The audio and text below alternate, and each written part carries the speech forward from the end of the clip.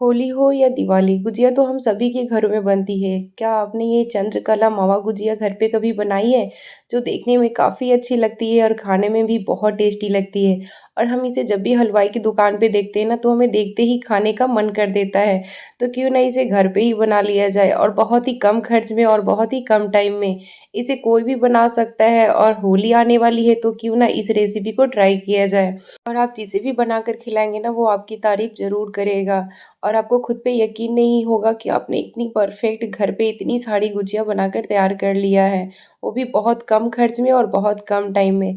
तो चलिए इसे बनाते हैं। तो इसके लिए हमें यहाँ पे कुछ ड्राई फ्रूट लिया है। तो यहाँ पे हमने नारियल को ग्रेट कर लिया है और ये मिल्क पाउडर है 1 कटोरा, और ये काजू है, बादाम है, और यहाँ पे हमने छुहारा और किशमिश लिया है। आप अपने पसंद का कोई भी ड्राई फ्रूट ले सकते हैं और आप अपने जितने भी क्वांटिटी में बनाना चाहें उस हिसाब से यहाँ पे रख सकते हैं। मैंने यहाँ पे 300 ग्राम मैदे का बनाया है, तो उस हिसाब से यहाँ पे हम मावा इसके लिए तैयार करेंगे। तो हम मावा भी घर पे बनाएंगे, आप चाहे तो मार्केट का भी मावा इस्तेमाल कर सकते हैं। तो यहाँ पे 1 चम्मच घी डाला है पैन में और 50 ग्राम के करीब यहाँ पे दूध डाला है। इसके बाद हम यहाँ पे 1 कटोरी मिल्क पाउडर डाल देंगे और इसे अच्छी तरह से मिक्स करेंगे। और इस मावा को हम घर पे ही बना लेंगे। हम जब भी मावा बाहर से खरीदते हैं ना, तो ना जाने उसमें कितनी मिलावट रहते हैं। तो आप इस तरीके से घर पे बना सकते हैं मावा। इंस्टेंट मावा बनकर तैयार हो जाएगी। और हम मावा जब भी बनाए ना, तो उसमें घी ज़रूर डालें, जिससे ये पैन में ना या किसी भी बर्तन में चिपकेगी नहीं। तो ये हमारा मावा बनकर तैयार हो चुका है। जब हम इसे ठंडा कर लेंगे ना, तो एकदम मार्केट जैसा दिखने लगेगा। तो हम इसे पैन में ही साइड रख देंगे, साइड में करके रख देंगे। और उसी पैन में हम यहाँ पे 1 चम्मच घी और ऐड करेंगे और यहाँ पे बादाम, काजू और बाकी के सारे ड्राई फ्रूट्स को इसमें डाल देंगे। और जो नारियल को हमने ग्रेट करके यहाँ पे रखा है, उसे भी ऐड कर देंगे।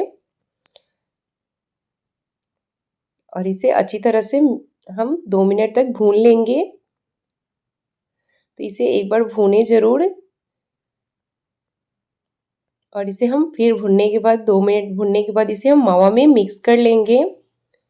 तो ये हमारा मावा वाला मिश्रण बनकर तैयार हो जाएगा।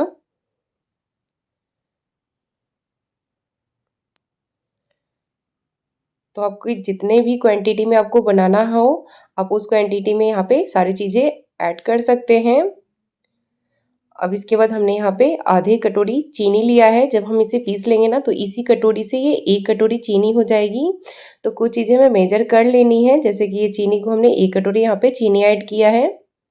जितना हमने मिल्क पाउडर ऐड किया था, सेम उतना ही हमारा चीनी का यहाँ पे पाउडर रहेगा।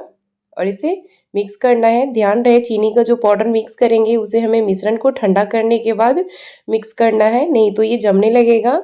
अब हम एक बड़े बर्तन में इस तरह से मैदा ले लेंगे। तो हमने यहाँ पे 300 ग्राम मैदा लिया है और इसमें मोइन के लिए हम घी डालेंगे। तो यहाँ पे 4 बड़े चम्मच घी डाला है।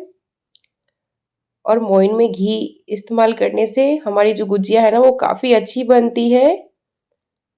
और इसे अच्छी तरह से मिक्स कर लेंगे हाथों से, जब तक ये हाथों में इस तरह से इकट्ठा ना होने लगे। तो ये हमारा अच्छी तरह से मिक्स हो चुका है। और हम इसमें पानी डालकर, थोड़े थोड़े पानी डालकर इसमें सख्त सा एक डो तैयार करेंगे। जिस तरह से हम कचौड़ी का आटा तैयार लगाते हैं ना, उसी तरह से हमें यहाँ पे आटा को गूंथ लेना है, मैदा को।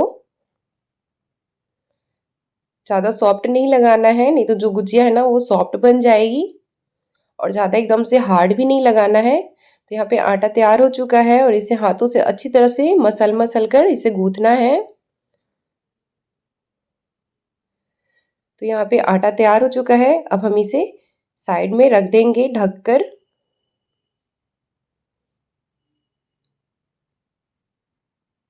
तो हमें गीले कपड़े से इसे ढककर रख देना है। तब तक हम बाकी की तैयारी कर लेते हैं। और हम ये मावा वाले मिश्रण में इलायची मिला देंगे। तो हमने यहाँ पे 4 इलायची को कूट कर मिला दिया है। आप यहाँ पे इलायची पाउडर भी इस्तेमाल कर सकते हैं। तब तक हम चाशनी तैयार कर लेते हैं। तो यहाँ पे चाशनी के लिए 1 कटोरी चीनी और 1 कटोरी पानी लिया है। सेम इक्वल लेना है हमें यहाँ पे चाशनी बनाने के लिए। और यहाँ पे इलायची को कूट कर डाला है, तो 3 से 4 इलायची को यहाँ पे कूट कर डालें और एक अच्छी उबाल आने देंगे। और चाशनी हमें कोई तार वाली नहीं बनानी है, एकदम चिपचिपी सी चाशनी बनाकर तैयार करनी है। और जब भी चाशनी बनाए ना गुजिया के लिए तो चीनी और पानी सेम रहना चाहिए। तो चलिए आटा भी हमारा सेट हो चुका होगा, तो हम इसे एक बार और हाथों से मसल लेते हैं और हम गुजिया बनाने की तैयारी करेंगे। तो इस तरह से हम बड़े रोटी की तरह इस तरह से लोइयां काट लेंगे। आप चाहे तो छोटी छोटी पूड़ी भी बनाकर इसमें स्टफिंग कर सकते हैं, लेकिन उसमें ज़्यादा टाइम लग जाएगी और इस तरह से बनाएंगे तो बहुत कम टाइम में आपको फटाफट बन जाएगी गुजिया। तो इस तरह से रोटी से थोड़े से बड़े साइज़ का हमने यहाँ पे लोइया लिया है और इसे बेल लेंगे रोटी के साइज़ में। ज़्यादा मोटा भी नहीं बेलना है और ज़्यादा पतला भी नहीं बेलना है, रोटी की तरह इसे मीडियम रखना है। और आप किसी भी गिलास कटोरी से काट सकते हैं इस तरह से, जिस साइज़ में आप बनाना चाहते हैं। तो यहाँ पे हमने गिलास से इस तरह से काट लिया है और इसे एक बार हम इस तरह से बेल देंगे ताकि ये चारों तरफ से बराबर हो जाए, कोई भी साइड वाला हिस्सा जो रहे वो मोटा ना रहे। और इसमें मावा की स्टफिंग करेंगे और बीच में हम ये मावा वाला मिश्रण रख देंगे और साइड साइड से हम नहीं रखना है और साइड साइड से पानी लगा लेना है और ऊपर से एक और पूरी को रख देना है और साइड साइड से दबा देना है हाथों से। अच्छी तरह से इसे सील कर लेंगे। इसके बाद आप अपने मन चाहे किसी भी शेप में इसे बना सकते हैं। मैंने सिंपल ही इसे ऐसे ही शेप में रखा है, जिसे हम नीचे से उठाकर ऊपर से लेते हुए अंदर की तरफ पिंच करेंगे और ये एकदम चाँद जैसा बनकर तैयार हो जाएगा हमारा गुजिया।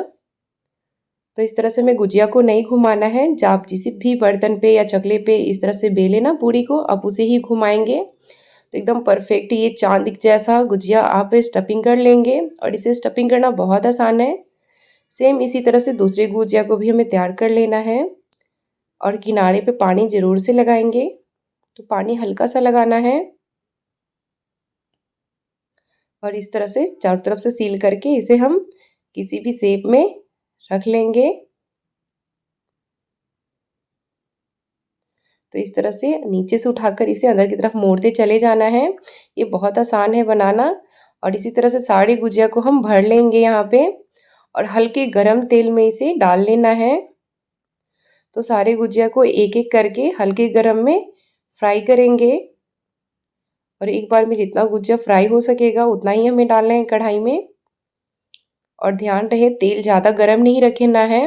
अगर आप तेल गरम ज़्यादा रखेंगे ना, गुजिया तो हमारी ऊपर से लाल तो हो जाएगी लेकिन वो अंदर से अच्छी तरह से सींजेगी नहीं और उस पर से वो बाद में सॉफ्ट हो जाएगी, एकदम क्रिस्पी नहीं रहेगी। तो इसे हमें लो फ्लेम पे ही फ्राई करना है। तो आँच को हमें धीमा ही रखना है यहाँ पे और इसे अलट पलट कर सुनहरे रंग होने तक इसे फ्राई कर लेना है। अगर आप इस तरीके से बनाएंगे ना तो बिल्कुल परफेक्ट बनकर तैयार हो जाएगी गुजिया। तो यहाँ पे सुनहरा कलर आ चुका है एकदम गोल्डन ब्राउन जैसा। तो हम इसे निकाल लेंगे दूसरे बर्तन में। देख सकते हैं ये जब हमने फ्राई किया है तो ये और फूल गया है और एकदम क्रिस्पी बनकर तैयार हुई है। और बाकी के भी गुजिया को हम फ्राई कर लेंगे यहाँ पे।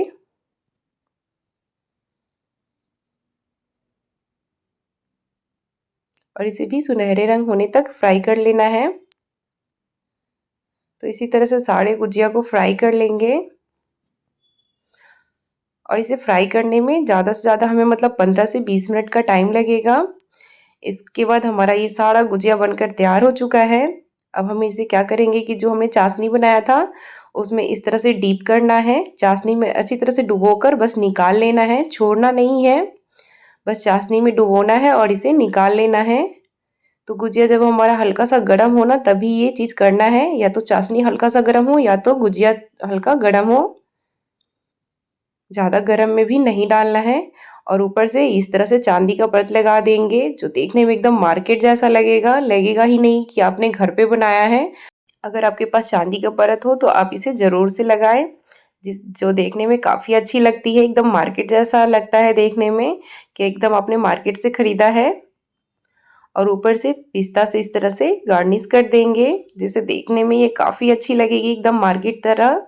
तो ये हमारा मावा गुजिया बनकर तैयार हो चुका है और आपको ये रेसिपी कैसी लगी? अगर रेसिपी अच्छी लगी तो वीडियो लाइक ज़रूर करें।